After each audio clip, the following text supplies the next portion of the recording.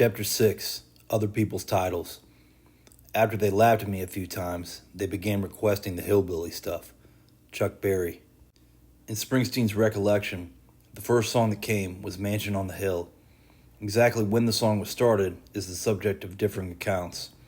It seems fragments of Mansion on the Hill had appeared even a few years earlier in a notebook from the Darkness on the Edge of Town period. But it was really just images not yet framed within a story, strays waiting for a home. As he later described to Don McLeese, the writing process went quickly after that. I was home for only a month, and I started to write all those songs. I wrote them real fast. 2 months, the whole record, and for me, that's real quick. I just sat at my desk, and it was something that was really fascinating for me. It was one of those times when you're not really thinking about it. You're working on it, but you're doing something that you didn't think you would be doing. I knew I wanted to make a certain type of record, but I certainly didn't plan to make that record. There was a noteworthy thing done with Mansion on the Hill, and it wasn't for the first time. Springsteen grabbed an existing title and built a song around it. Of course, it wasn't Hey Jude or Night Moves that he lifted. His appropriation found Springsteen planting a foot in a particular past, a more distant and decidedly southern past, where so much American music had found its character and longing. He'd done it once before with the Rivers' Wreck on the Highway. Neither of the titles Springsteen borrowed are obscurities, and his theft wasn't some clandestine act. It was all done out in the open, more a declaration of lineage than anything else. Springsteen had spoken freely about his growing interest in country music, particularly in the years immediately preceding Nebraska.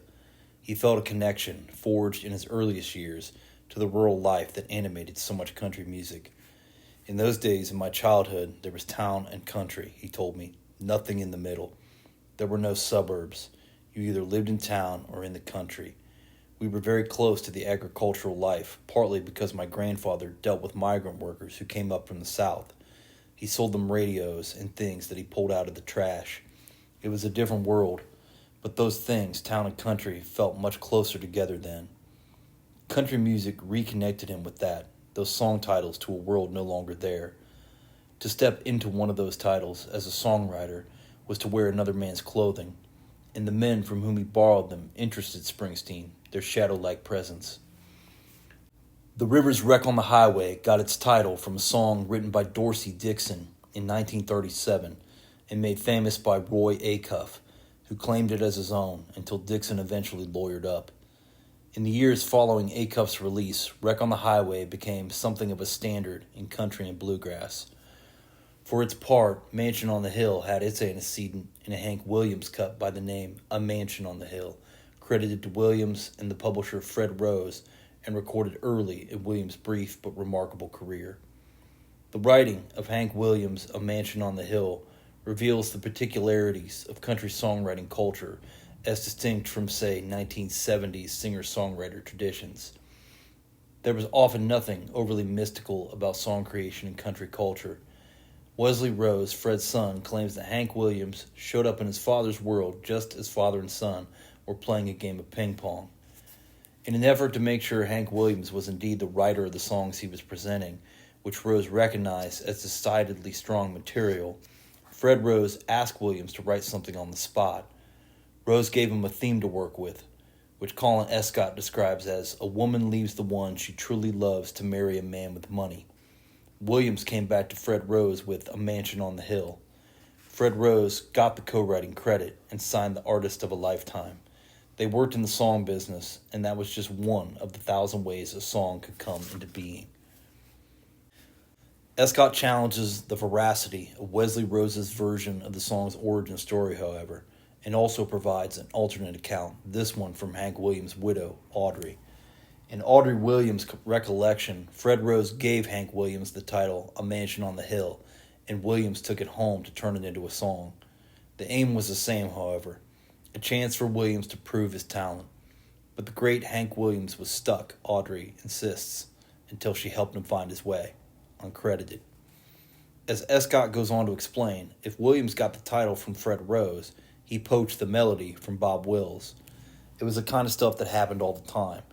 Themes, titles, melodies. The point wasn't to do anything but find a song, even if it happened to be in another's purse. The unique utterance of the individual artist, the song as a confession from the soul, those were ideas belonging to another world of popular music. The culture of country music, like that of early blues and gospel, wasn't precious about the process of songwriting.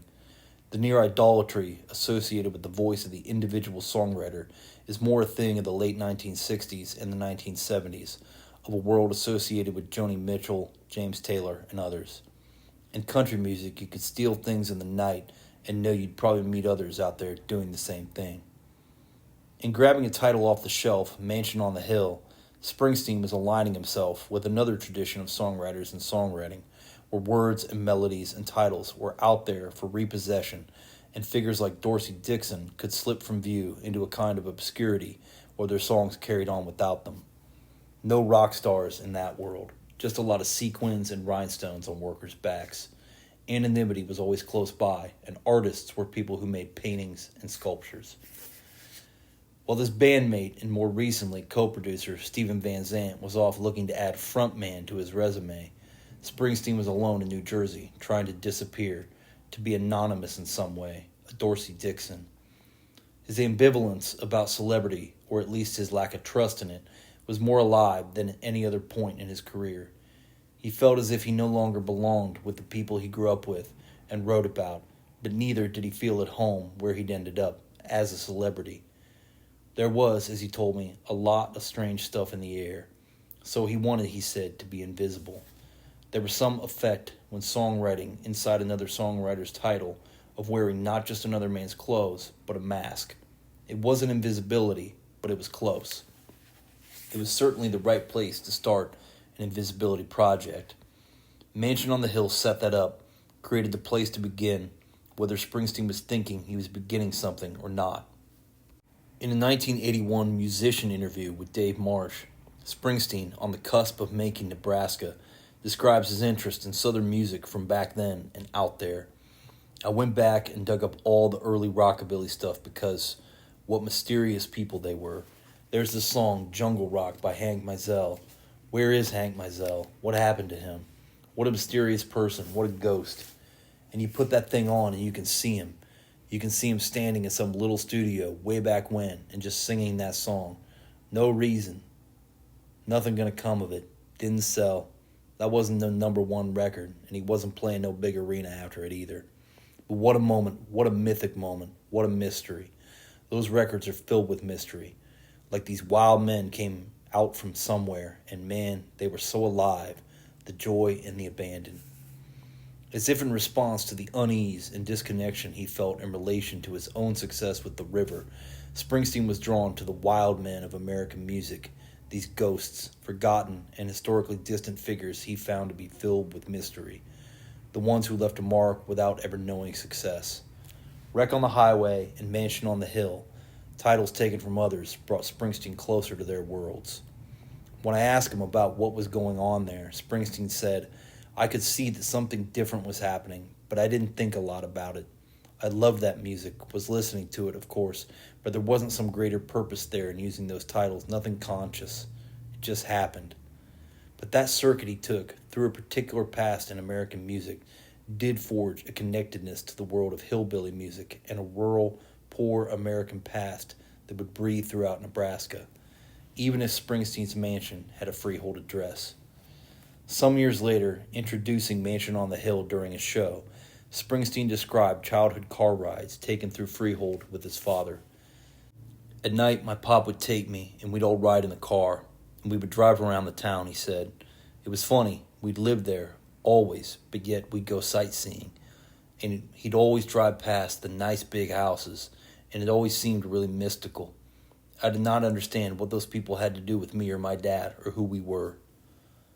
The theme that Fred Rose had passed along to Hank Williams for A Mansion on the Hill, a woman leaves the one she truly loves to marry a man with money, is far from Springsteen's Mansion on the Hill. Williams' lost love story, with the man looking from his cabin up toward the loveless mansion on the hill, hits a few old notes like money can't buy happiness and real life is on the poor side of town. Differently, Springsteen's Mansion on the Hill doesn't yield to either sentimentality or easy morality. And most important, the point of view that matters the most in Springsteen's version is that of the child, living in a world before romance and class begin to reorganize life. At night, my daddy'd take me and we'd ride through the streets of a town so silent and still, park on a back road along the highway side, look up at that mansion on the hill. In the summer, all the lights would shine. There'd be music playing, people laughing all the time. Me and my sister, we'd hide out in the tall cornfields, sit and listen to the mansion on the hill. What's absent is any trace of judgment. The world of the children, hidden in the cornfields, isn't presented as more or less pure than the world of music and laughter they hear in the distant mansion. And the splendor above doesn't become an easy symbol of greed. The scene may as well be from a fairy tale removed from any historical context. Steel gates surround the mansion, but no point of view forces a reading that makes one side of those gates good and the other bad. I think that if an adult is singing about class, the songwriter Dave Albom says of the song, it can come across as dogmatic, where if a child paints the picture, there's that sense of wonder. It draws out something even deeper. I'm sure that's among the reasons that song affected me as it did. I could feel his deep emotional attachment to his subject matter.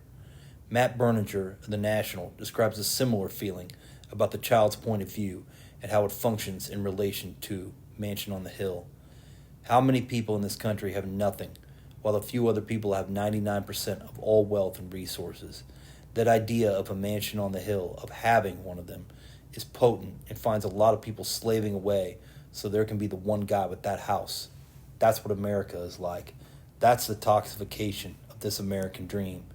We have enough resources here for everyone, but as long as we're all dreaming of the mansion, shit. But we think about it differently when it's seen through a child's eyes. That perspective puts us in a more ambiguous place. That point of view in the song helps us get at something way beyond a black and white reading of the American dream. I was definitely interested in complexity, human complexity, and not being judgmental, Springsteen told me. I just wanted it to be presentational. I didn't have an axe to grind, certainly not on that record. As the song started to arrive, it would become clear that even the most troubled characters of Nebraska would stand beyond the reach of a simple moral scrutiny. That wasn't the theater in which they were players.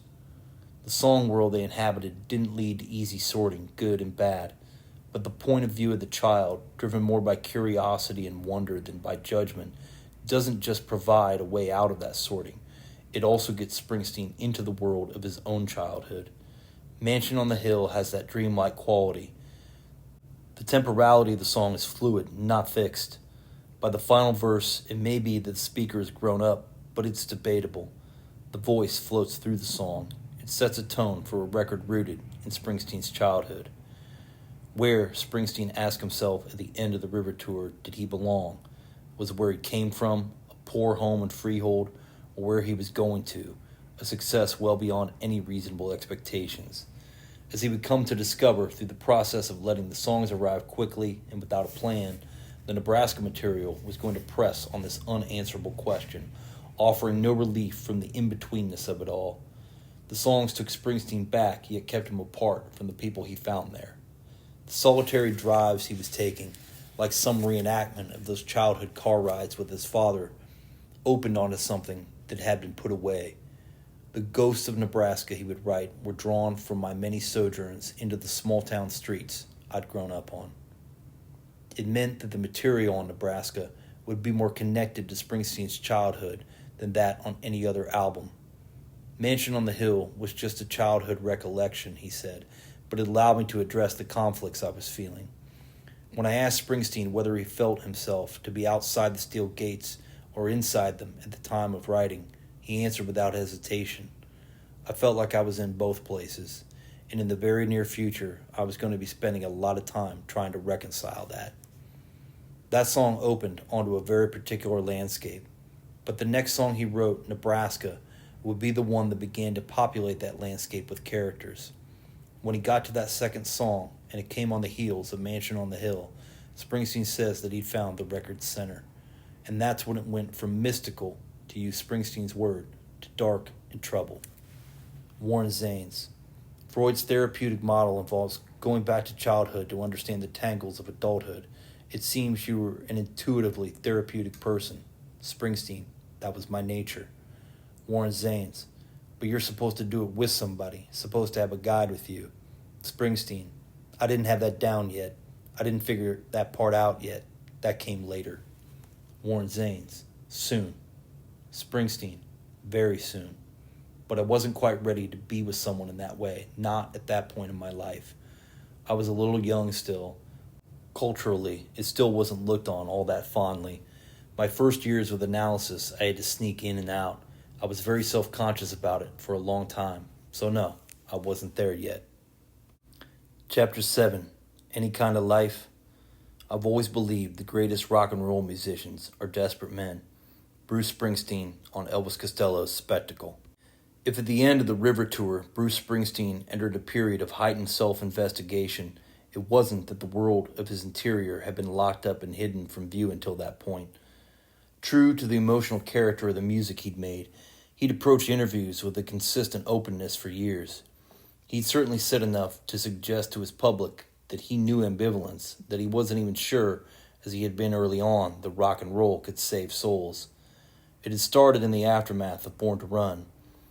By the time of a 1978 King Biscuit Flower Hour interview conducted during the Darkness on the Edge of Town tour, Springsteen didn't hesitate to express the kinds of doubts that were growing inside him. The featured King Biscuit Flower Hour interviews went long, almost like the radio version of a Rolling Stone artist interview. For the FM audience, it was something to listen to tape, to talk about. The program's name played on that of a legendary radio program out of the American South, King Biscuit Time. The latter first aired in 1941, coming out of Helena, Arkansas, and featuring Sonny Boy Williamson and Robert Lockwood Jr. From 1951 forward, its host was Sunshine Sonny Payne, who would start the program declaring, "Pass the biscuits, 'cause it's King Biscuit time." In those days, the sponsor got its nod right up front, nothing quiet about it. King Biscuit Time was a significant megaphone for the Delta Blues, reaching a wide audience that included the likes of B.B. King, Levon Helm, and hundreds of others who were going to make something from what they heard. In 1973, the show's name was adopted and adapted, given a hippie slant, as the King Biscuit Flower Hour. The first program featured Blood, Sweat, and Tears, the Mahavishnu Orchestra, and a young Bruce Springsteen playing Max's Kansas City. It was just after Springsteen's debut release. 5 years later, when Springsteen again appeared on the King Biscuit Flower Hour, this time for an extended interview with the WNEW DJ Dave Herman, the show was a rock radio staple. The black part of the King Biscuit story, however, was almost entirely obscured, there only in the impact it had on many of the white guest artists raised on R&B, blues, and soul music. The cultural revolution in the 1960s, which rock music had done so much to promote, claimed victories difficult to sustain. The programming on the King Biscuit Flower Hour was mostly male, mostly white, and included multiple appearances by Foreigner. The interviews on the show, however, went long and deep. In the 1978 Springsteen interview, he comes off as unguarded and thoughtful, if a little weary. As a document, it captures the Bruce Springsteen of the Darkness on the Edge of Town era as well as anything. Columbia announced Darkness on the Edge of Town a full 2 years before the album's actual release. Of course, there was shit going down in those few years. Springsteen was settling the lawsuit with his former manager, Mike Appel, which would eventually release him from a contract that had him in a financial and creative bind, was engaged in extreme artistic indecision and second-guessing in the studio, and, as the interview reveals, was facing what could only be called a growing personal anxiety, an anxiety that would finally get on record with Nebraska. Describing to Dave Herman the sense of possibility he felt as a kid in his first rock and roll bands, Springsteen says, "I found something that was like a key to a little door that said there's more to it than this." For years, he insists, he was living out his rock and roll dream. The limits of that dream and the weariness in the 1978 interview are most palpable, however, when Springsteen references Born to Run and the hype surrounding it, which would lead to his initial refusal to promote its follow-up, Darkness on the Edge of Town. He'd made contact with the dream early, but by Born to Run felt that slipping away. He was experiencing what he described as the old gas pedal stuck to the floor in a runaway car. He'd said things like this before, but there's something more in his voice when he gets to that slipping away part. As Dave Marsh shares in Two Hearts, it was only a few years into Springsteen's recording career when the musician said of himself, "I eat loneliness, man." By the time of the King Biscuit interview, if the message was the same, it had lost any trace of the heroic tone. Dave Herman: "Bruce, do you have any kind of life that is totally divorced from music? Do you have anything when you're not working, or you're not recording, you're not on the road? Do you do anything that's got nothing to do with rock and roll?" Springsteen: "No, I don't think I do. Trying to think." Dave Herman: "Your friends are all in." Springsteen: "I've had girlfriends. In general, I've got one friend that's not really involved in the music business, and he owns a motorcycle shop in Westwood, Town and Country Cycle.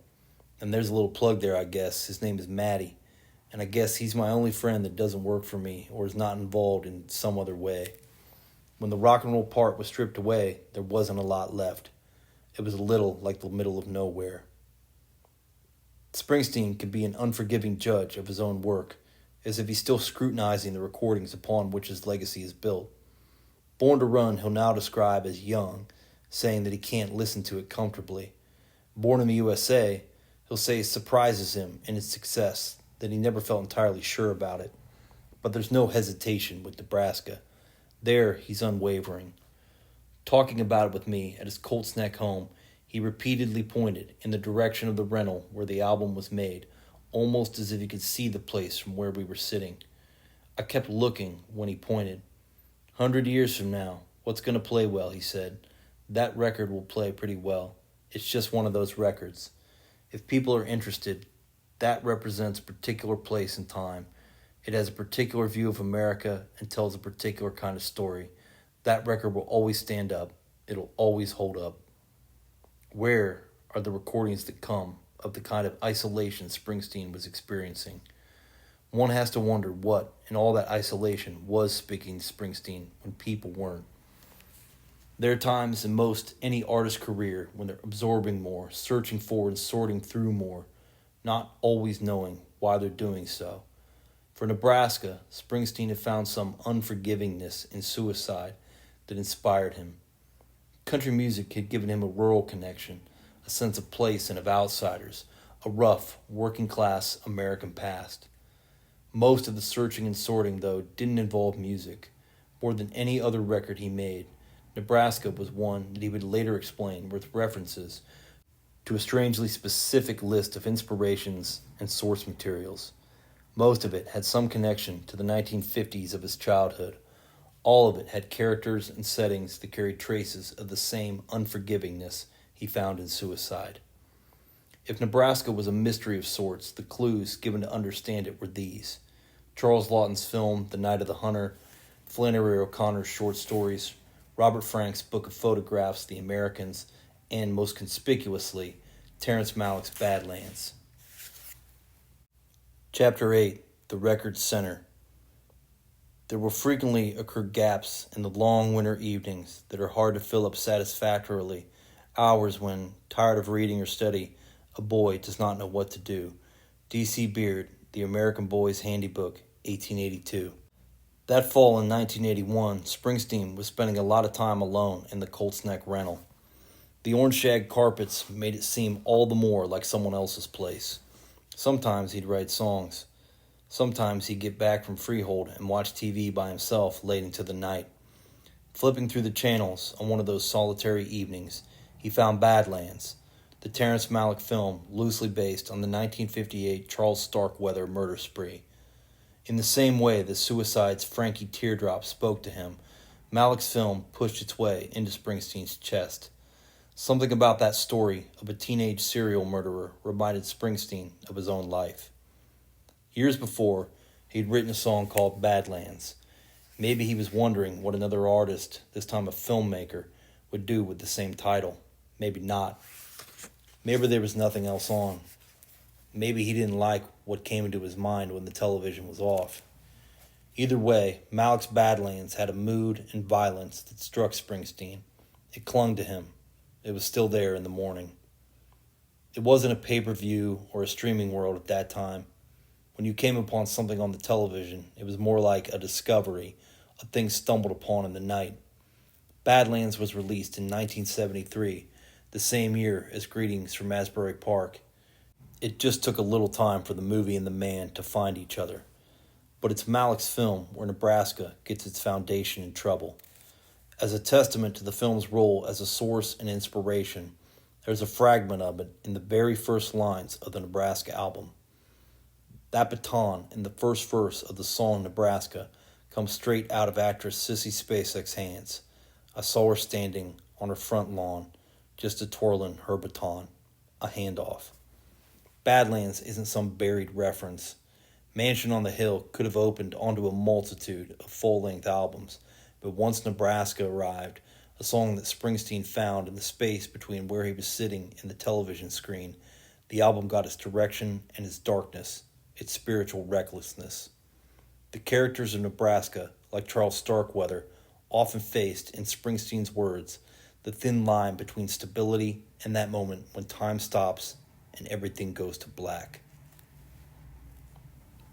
There's another movie belonging to the Nebraska period that carries within it some of the themes and ideas and conflict Springsteen works with throughout Nebraska.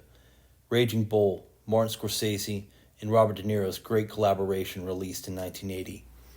That film, like Nebraska, is a study of human violence and deprivation, with a rigorous aesthetic grounded in black and white. The unchecked animal impulses of the boxer Jake LaMotta bear distinct resemblance to those of Charles Starkweather, despite differences in place, culture, context. But for Springsteen, Raging Bull is missing something that, as he explained to me, helps one to better understand what was crucial to him at the time and why Badlands was the one. I love Raging Bull, and I guess if you were going to ask if Nebraska is color or black and white, you'd naturally say black and white.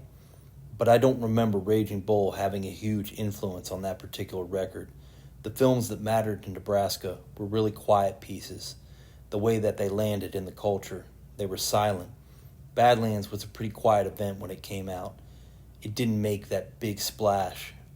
I remember it got some attention, but it didn't make that big splash.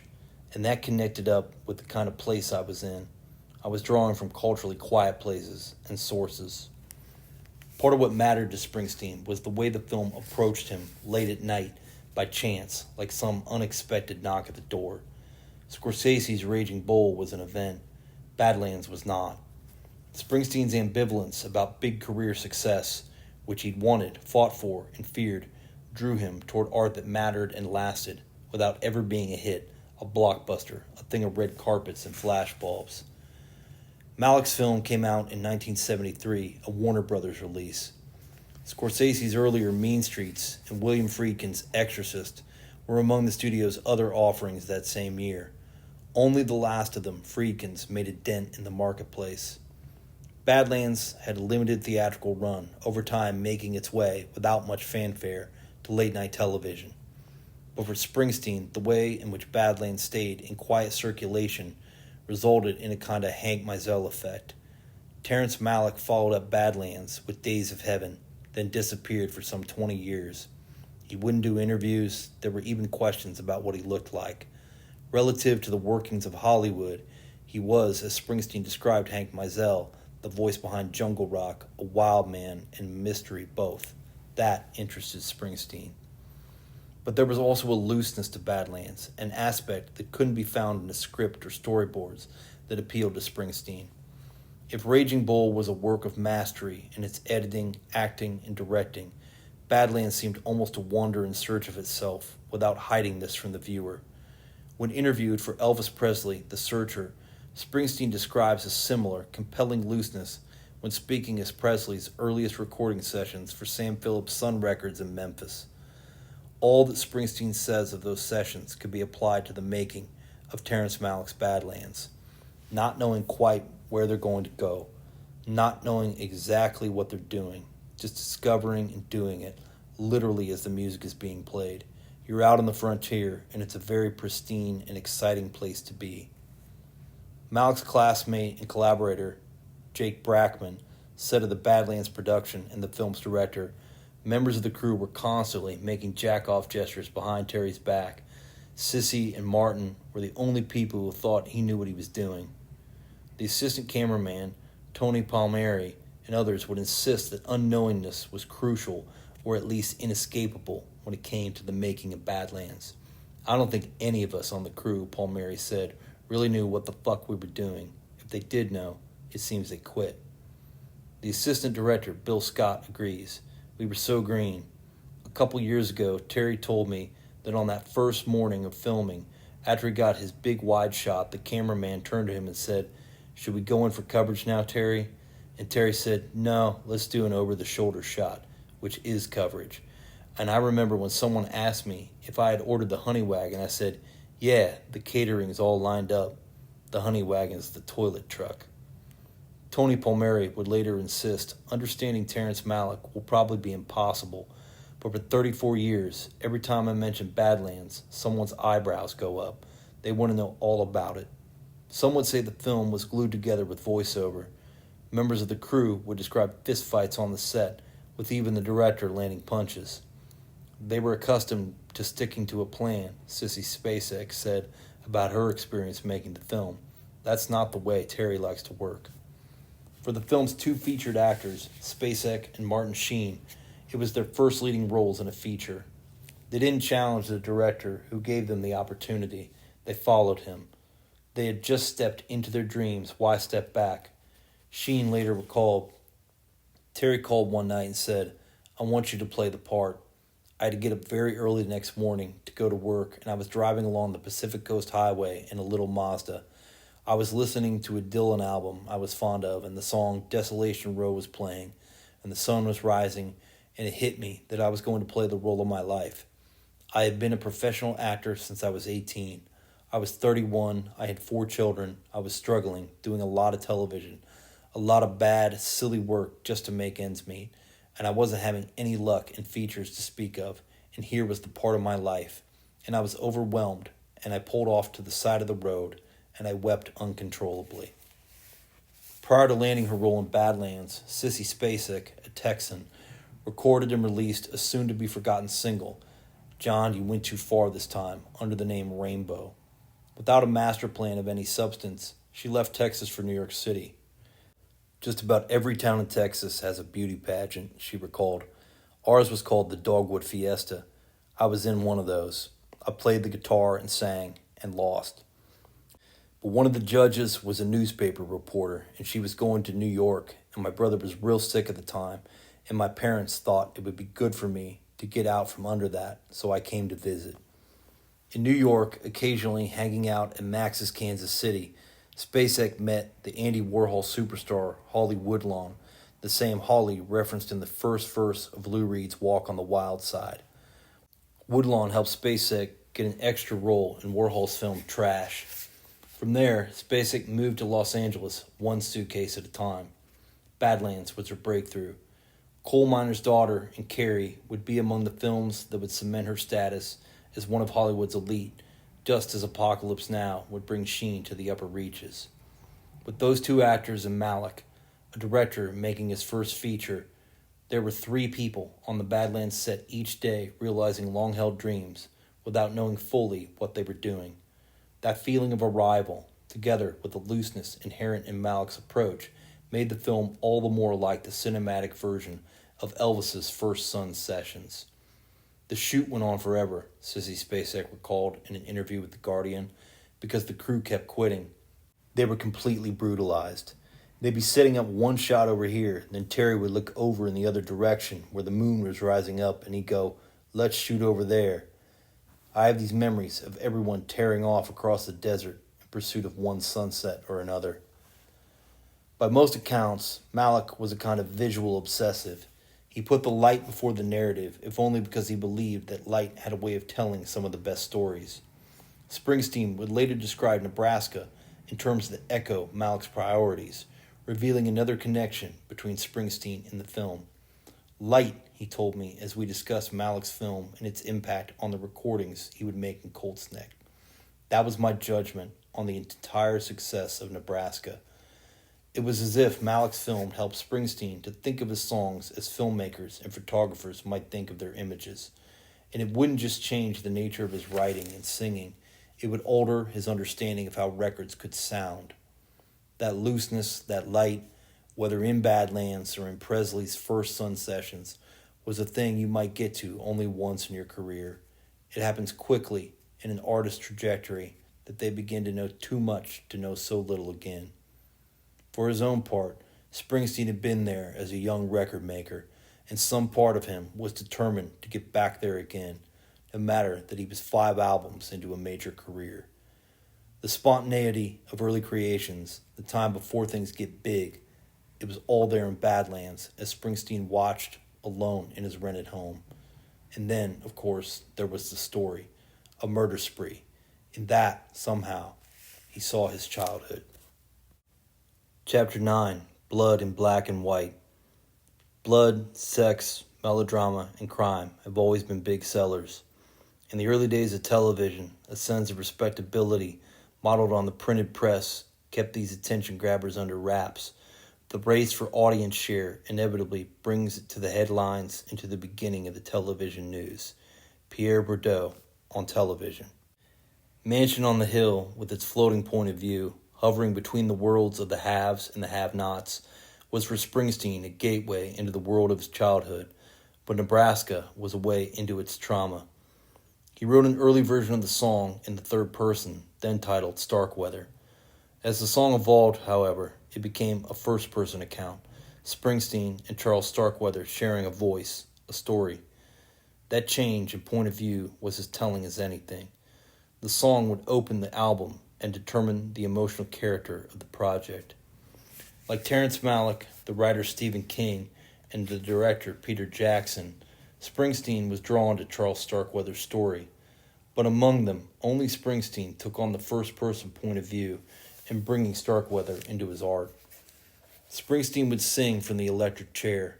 It would be jarring for fans who considered all of his work confessional in nature. What was he confessing to now, and why? The Starkweather murder spree made the unthinkable thinkable for many Americans in January 1958. Starkweather killed 10 people in the days between January 21st and January 28th, and one more, a gas station attendant, in the month before. He killed innocent people, teenagers, a baby. The role of his accomplice, Carol Ann Fugate, whose mother, stepfather, and infant half-sister were among those murdered, would remain in question. The spree was the first such serial killing to be told as a television news story. In 1950, less than 10% of American homes had televisions. By 1958, about 90%. It was through television that Starkweather and Fugate met their audience. The random nature of the killings and Starkweather's disconnected, ambivalent, sometimes cavalier position regarding his violent crimes helped make him an object of collective fascination. His father, Guy Starkweather, told the courts that when he'd take his son hunting, the young man would continue to shoot animals long after they were dead. Jeff MacArthur, the grandson of Carol Ann Fugate's attorney, John MacArthur, writes in his book Pro Bono, the 18-year defense of Carol Ann Fugate, that Starkweather sat at the table often with a smile on his face. This was, MacArthur continues, the most attention he had ever received in his life, and it was worth cutting that life short for these few days of infamy. When Starkweather's attorneys pressured him to go with an insanity plea, Starkweather resisted. Nobody remembers a crazy man, he said. He worked instead on his look to the degree that the penal system allowed. That people would remember, as the words of the younger MacArthur confirm. He was almost the spitting image of James Dean, but with bright red hair. But Starkweather wasn't the spitting image of James Dean. Starkweather was bow-legged, the result of a birth defect, with proportions in body and face that tilted away from received ideas of beauty. He had a speech impediment that had made school days hell, and had a knack for bringing up the rear at work. He was the dumbest man we had, said one former supervisor. Charles Starkweather wasn't a guy made for the leading man part, not without the cameras and an audience ready to project onto him attributes that didn't belong to him. For Starkweather to have a chance in a James Dean look-alike contest the cameras would need to cooperate, but the cameras would cooperate, and so would the audience looking at the serial killer. It made the country step back, Martin Sheen would remark, and say, "We're more into image than reality, and this guy is a reflection of that." Through some twisted process, Charles Starkweather crossed over from struggle and invisibility into notoriety and even a kind of charisma. He went out a star. He put on a good show before they threw the switch. This was the man whose voice Springsteen took on in Nebraska. The day after watching Badlands, Springsteen was thinking about Malik's film and wanting to know more. It wouldn't be on television again that next night. At the library, he found a book, Carol, a biography of Starkweather's accomplice, written by Ninette Beaver, B.K. Ripley, and Patrick Treese. Ninette Beaver had been part of Omaha's KMTV news team, the station that first reported the Starkweather story in 1958. Before anyone else was given the chance, she interviewed Carol Ann Fugate immediately after the killings. In Carol, one reads about the murders, but also hears of the Omaha news team grappling with a new medium. KMTV's film gear had arrived only weeks before the Starkweather murder spree. Most KMTV team members didn't know how to use it, or if they did, how to tell stories with it. No one at the time thought television news would ever challenge the dominance of newspapers. Even as they were struggling with the cameras, however, the 1958 KMTV staff got a sense that Carol Ann Fugate would in fact be as much of an object of interest to their viewers as Starkweather was, possibly more. As recalled in Carol, Floyd Kalber of KMTV called his staff together and outlined his plan of attack. "This is the biggest murder story to hit this country in a long time," he said, "and it's different. Usually what we want to know is whether the defendant is guilty or not, but not this time. Charlie's been confessing to anyone who will stand still long enough to listen. Now we're going to find out what he's been saying about the murders, and also what part the girl played. That's what the people want to know, and that's what we're going to report." Though Carol Ann Fugate was 14 years old at the time of the murders and courtroom proceedings, she would be tried as an adult. Ninette Beaver's sympathy for Fugate, her ultimate belief in Fugate's innocence and sense that this was a child in an adult hell, drove Beaver to connect with the girl, who was ultimately responsive. But before meeting with and interviewing Fugate, Beaver conducted her first on-camera interview as a television reporter with Charles Starkweather's parents. The interview took place in the dining room of the Starkweather family home, just after the accused murderer's parents returned from visiting their now infamous son in lockdown. The Starkweathers weren't sure where they should look.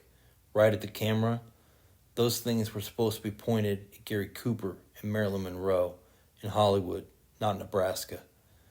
For Ninette Beaver's interview with Carol Ann Fugate, Fugate's attorneys agreed to a filmed conversation prior to the accused's hearing, but only on the condition that all questions from the assembled members of the press went through Beaver. The other assembled press would be in the room, but they'd be writing their questions down for the KMTV reporter to present. Almost as soon as the event commenced, however, Beaver knew this press conference would not help the girl's cause. Ninette began her questions, the authors of Carol recount. She was shocked by the way Carol responded.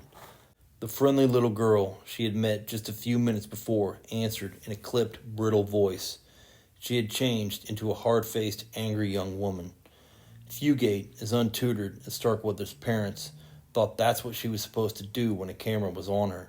But she chose the wrong version of herself. She was trying to be an adult, and those who were bent on telling a story of Fugate's guilt had exactly what they needed. Public sympathy for Carol Ann Fugate would fluctuate contingent on the image she projected. Her attorneys were furious when Carol's hair was cut short in custody, robbing her of a girlish look. The vacillations would be wrenching for Fugate, child to adult, adult to child, victim to killer, killer to victim. Early on, when Fugate was in the custody of a sheriff, the sheriff's wife had to break the news to Fugate that her mother, stepfather, and infant stepsister were indeed among the murdered. The woman handed Carol Ann Fugate tissues when she started crying. When Carol was all out of tears, Jeff MacArthur writes, she began twisting the tissues into the shapes of tiny dolls. but the public didn't get to see the tiny dolls. That was off camera. Reading Carol, Springsteen was struck by the slippage between the worlds of childhood and adulthood, by the violence, fantasy, celebrity, and the public shaming of the courtroom. He saw that one of the problems Carol Ann Fugate would face was Starkweather's changing story. If at the outset Starkweather declared Fugate's innocence, protecting her as he neared his own death, that story changed dramatically. The romance was gone. When I go to the electric chair, Starkweather said, I want Carol Fugate sitting right there on my lap. It's a line of Starkweather's that would find its way, only slightly altered, into Springsteen's Nebraska. Springsteen's reaction to the book was surprising. As if no time had passed since the murders of a quarter century earlier, he called KMTV in Omaha looking for Ninette Beaver. When I asked Springsteen what had motivated his effort to make contact with her, he seemed somewhat surprised at his own compulsion. Really, I was up to something besides songwriting, Springsteen said. I'm not sure what I thought I was doing. The book was pretty obvious. That was just, you could call it research. But the phone call was an unexpected thing for me to make. I'm not sure what led me to do that, but I was getting deeply into it, right? Equally surprising was the fact that Ninette Beaver was still working at the station when Springsteen called, and she was actually in the KMTV offices, not entirely sure who this was on the phone, claiming to be Bruce Springsteen. By the time of Carol's 1974 publication, Fugate had been in prison since Starkweather's 1959 death by the electric chair. The KMTV reporter had stayed in touch with the girl as she entered adulthood in prison, as she found a way to live there, and later, when she was released and attempted, with limited success, to find a life beyond the reach of her infamy. But as Beaver realized, Fugate's childhood experiences, no matter how far she got from her prison cell, were locked inside her, ticking. Springsteen understood that. At some point I said to myself that if I'm going to write a song about this, Springsteen told me, there's something I need to get right. That song was going to be the entry point to the entire rest of the record. I sensed it. Nebraska was one of the earliest ones, and I knew I was into a different style of songwriting at that time. He continued, the song was one of those things that just feels central, and you sort of process the rest of your creative impulses through it at that given moment. That piece of music was the key in that moment. So yeah, I knew I was into a different type of songwriting, one that there were connections to Woody Guthrie in it, in some of the narrative, some of the detail, but it wasn't exactly something I'd heard before. It was a thing that I was just sussing out on my own, just feeling it all out. But when I made that phone call, I don't know. It was all just information, as far as I can understand. I've written plenty of music over the years that I've just flat out researched to get the detail right. That's a part of the kind of writing that I do. It sort of began with that in some ways, but I think there was more going on. I don't remember doing it for any other songs on that record. Nebraska anchored the record as a whole in violence and youth and the prison of image. And when Springsteen shifted the song to a first-person point of view, he was conjuring his own youth, in particular his grandparents' living room, there at 87 Randolph Street in Freehold. Chapter 10, 87 Randolph Street. This is a backwater. You must be aware of that already. Leaving here is like waking from a trance. Marilynne Robinson, Gilead. Shortly after the birth of his sister Virginia in 1951, Springsteen's family moved in with his paternal grandparents. They would stay there through 1956, but the years spent in that house would remain with Springsteen, a thing to untangle. It was a period of his childhood that, in his telling, would come to the fore in Nebraska. I know the house was very dilapidated, Springsteen told me. That was something that embarrassed me as a child. It was visibly ramshackle, my grandparents' house. On the street, you could see that it was deteriorating. I just remember being embarrassed about it as a child. That would have been my only sense that something wasn't right with who we were and what we were doing. I can't quite describe it. It was intense. The house was eventually condemned. Really, it fell apart around us. I lived there when there was only one functional room, the living room. Everything else was pretty much finished.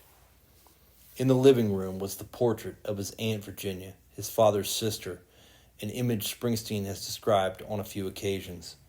Virginia, at age 6 and out riding her bicycle, was hit and killed by a truck as it pulled out of a gas station on Freehold's McLean Street. In some misguided tribute to Virginia's early and sudden death, Springsteen's grandparents withheld discipline from their first grandchild, Bruce. It was a twisting of logic that likely seemed beneficent, if only to minds stuck in grief. His was a terrible freedom. When Springsteen pushed, there was nothing there to push against. Warren Zanes. I heard a term, transgenerational haunting, to suggest the trauma from one generation can pass not just to the next generation, but even skip over to the generation after that. Springsteen. Yeah, I believe that's true. Warren Zanes. The way your grandparents lived out the loss of their daughter, your aunt, it was like they froze time. Did this mean trouble for the next generations? Springsteen. It was a lot of trouble for me. A lot of trouble for me was caused by that right there, because I was the first child that came along after she died, so I was my grandmother's charge. My mother was for some reason not big about motherhood at the time, so she kind of ceded me to my grandparents for the first 6 years of my life. That was that. Warren Zanes. In your book, you describe your childhood experience as something like His Majesty, the baby. Springsteen. Oh yeah, that was me. Which seems to a kid like a great thing, but it's exactly what a kid doesn't want. Very problematic, and it caused me a lot of trouble. To this day, it destroyed me and it made me, at the same time. This was the childhood to which Springsteen had returned as the songs for Nebraska spilled forth. When I asked him about the portrait of his Aunt Virginia, he moved forward in his chair. I have that, he said. The one thing I have from that house is the picture of my Aunt Virginia. It might be worth a look at. It was the center of the entire house, there in the middle of the living room wall. It was just always right over the top of the television. Her death was the essential event that defined the emotional life of that entire house, so that was a very, I'll go get it. I didn't wait long before he came back. He set the portrait on the chair between us. I was on the couch, Springsteen was across from me in a chair, and the third point in our triangle was the image of Virginia, which otherwise hangs in Springsteen's writing room. When he was a boy, it had functioned as a shrine. It said, we will not forget this loss. And in some ways, the portrait fulfilled that function. Perhaps too well, because some part of Springsteen was, at the time of Nebraska's writing, still back there, still captive to the theater of grief that gave his grandparents' crumbling house its identity. Returning again through the songs with nothing if not an attempted rescue mission, a man trying to find and save some part of himself. The child's perspective is threaded throughout Nebraska and Central in Mansion on the Hill, Used Cars, and My Father's House. It's a point of view stripped of sentimentality, raw, almost undecided in its emotion.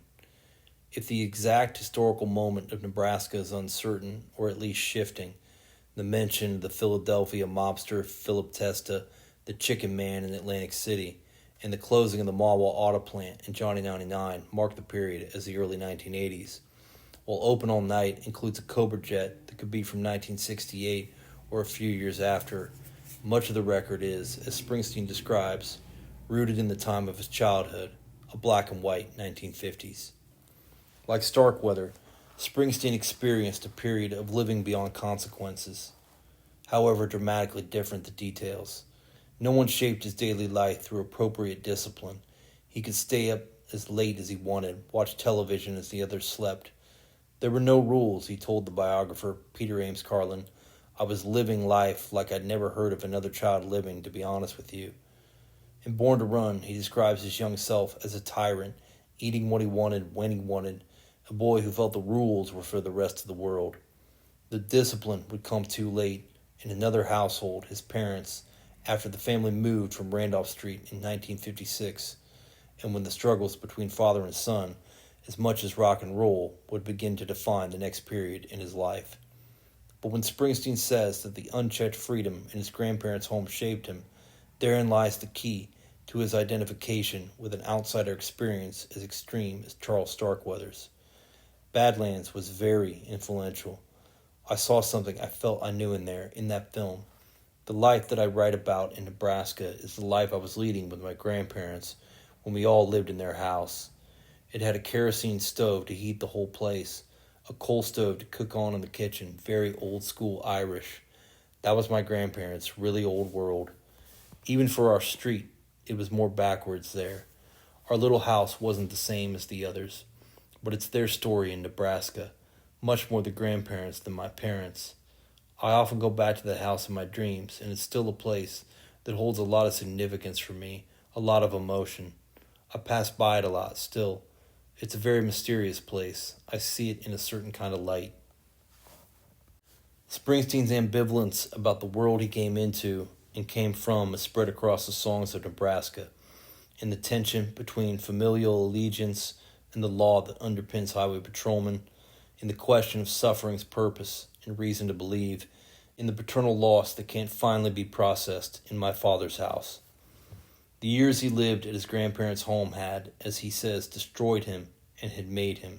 So how does one, as an adult, reconcile those two extremes? The songs themselves are marked by the absence of easy answers, an absence of redemption, an absence of hope.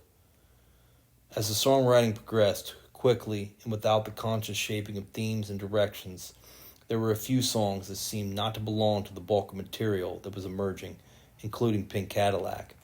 Another, Born in the USA, was written in that time, but would later pull away from the pack, even if its original mood and feel gave it a place. The songs arrived so fast and in such numbers that, in fact, there wasn't a lot of time to sit and ask questions of them. What are they and why are they here now? What is the thematic center? Those would have been the right things to ask of the songs if Springsteen had thought he was making an album. But he didn't think he was making an album, just writing and preparing to throw down some rough recordings as reference. So there was no moment of pause to ask those questions of any of the songs, and he was too busy with the next one anyway. Lines were repeated in a few different songs, though not as an artistic strategy. Springsteen just hadn't always finished the writing process. The singer-songwriter Chuck Prophet says he ultimately took that strange repetition of lines across songs as key information. We get some of those lyrics spilling over from State Trooper into Open All Night, Wee Wee Hours, Deliver Me From Nowhere, like clues that these songs don't have the usual borders that separate one song from another. It's like this thing, Nebraska, just grew one night in a room in Colts Neck, New Jersey, the roots all tangled up, when this guy wrote these songs down instead of going to bed. It must have happened fast, so there was no laboring over even the morality of it all. In Nebraska, Bruce gives this killer the voice in the song, kind of gets us on the side of this unrepentant criminal. There's more than a little moral ambiguity. I think that carries through a lot in Nebraska, that suspension of judgment. I believe Bruce cared about those people. It was almost like he was seeing how far his empathy and ours could extend. It would have been different, I imagine, if he'd labored over the songs rather than just letting them come fast. It was the people in the songs, Scott Kempner says. You never hate Johnny 99. You feel for him. They take his house away, he gets drunk, he kills somebody. You still don't hate him. He's all instinct. Nothing else in there but pure instinct. We all know a little about that. Even if something finally keeps us in check, we see ourselves in there, and it really is seen. All these songs on Nebraska are so cinematic. Really clear images right from the first few songs. Nebraska, Atlantic City, Mansion on the Hill, then later Highway Patrolman. When you heard them, you saw them, and they didn't let you go. For all the music being made by major artists at that time, there was just nothing like Nebraska. It got us close to something about ourselves that we were not accustomed to talking about. Patty Griffin, who covered the Rivers' Stolen Car on her 1000 Kisses album, was struck by the violence that runs through the songs. I think when I was in my 30s and digging into Nebraska, I was really just in awe of the storytelling. I wasn't listening for a big picture. It hit me over the head more recently, though, pulling it out and really listening to it again. It's just violence, violence, violence all through it. Different kinds of violences. About half of Nebraska's songs are about people reacting to this thing that's destroying them, but trying to destroy something else. It's a rare thing to come across a record like that, any kind of work like that, and it's so well done. He paints his masterpiece of America as a brand and what it does to people. To me, Nebraska is an album-length description of how America has struggled to find its soul, has never had much of an identity beyond the brand that's been sold over and over again to people living here. But lives are lived behind the brand, and Springsteen is unearthing them, exposing them to the light. The violence he portrayed, the refusal to judge his characters, the interest in rural scenes and outsiders, it was all a reflection of another key influence on Nebraska, the one that arguably matters almost as much as Malik's Badlands, the short stories of Flannery O'Connor. Springsteen would eventually speak of the connection between Nebraska and O'Connor's writing, describing himself as being deep into O'Connor just before writing the Nebraska material. He discovered her work when Barbara Downey, his manager John Landau's wife, gave him a copy of O'Connor's collected stories. My wife and I had a summer place in the 80s, says Landau, and Bruce came out to visit. My wife had been reading Flannery O'Connor, and she thought Bruce might like it, so she gave him a copy of the short stories, which he still references to this day. With Bruce, you don't know what's going to stick, where it's going to come from, or what it's going to influence, often because his eyes are going to focus on something other eyes are not. Writer Toby Deanna describes Flannery O'Connor's short stories as shining lights in moments of incredible darkness. O'Connor became known for coaxing something monumental from the stillness of American life. Remarking on her own living situation in Georgia, she said, "Lives spent between the house and the chicken yard did not make exciting copy. Nonetheless, that's where she went to work as a writer. A devout Catholic, she found in the stillness a violence and a stupidness, a meanness, to borrow a word that resonated for Springsteen, that O'Connor's critics would have to reconcile, often clumsily, with her Catholic faith. How could a believer such as O'Connor see the world as she portrayed it, in A Good Man Is Hard to Find, Good Country People, The Life You Saved May Be Your Own? To the hard of hearing you shout," O'Connor explained, "and for the almost blind you draw large and startling figures.